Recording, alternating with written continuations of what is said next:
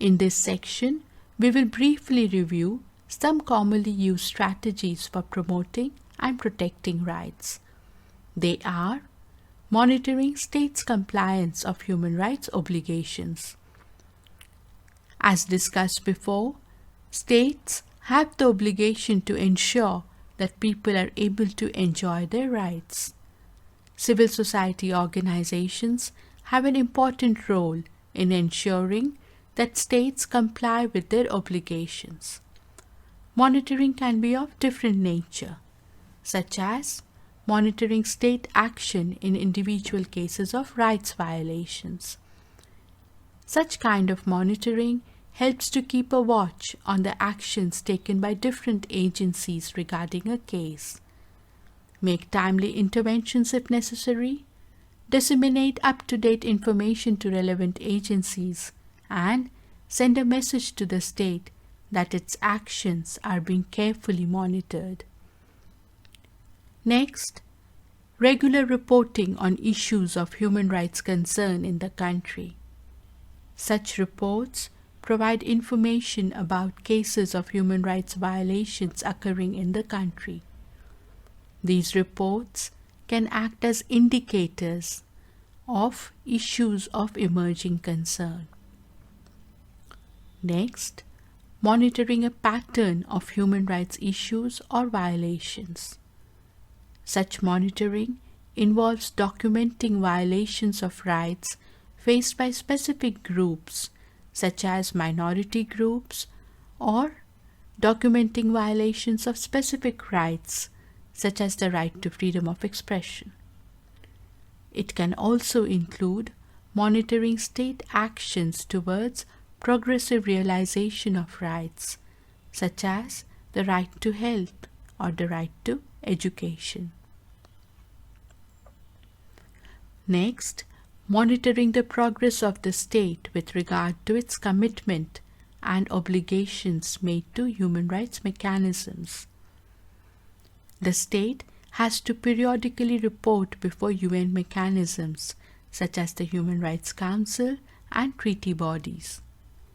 During such process, the mechanisms review reports submitted by states and civil society organizations, and they give recommendations to the state about steps that it should undertake to improve its performance. After the review process is completed, human rights organizations can also monitor whether the state is taking the actions to give effect to the recommendations. Another strategy is filing strategic litigations. Strategic litigations involve selecting a case and bringing it before the judiciary with the goal of bringing changes in law, policy, and their enforcement and implementation.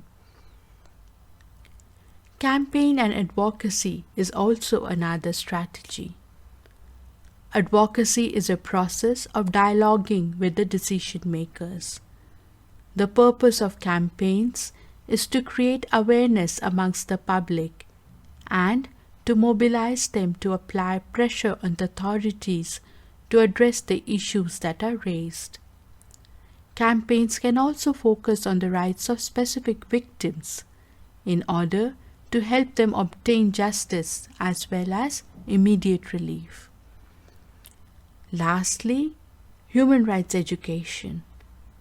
Human rights education is about dialogues and discussions on the needs and concerns of people, analysis of rights and the law, deconstruction of the visible and invisible structures and practices of power, and reflection on the actions that can be taken to change existing power relations that cause exclusion and marginalization.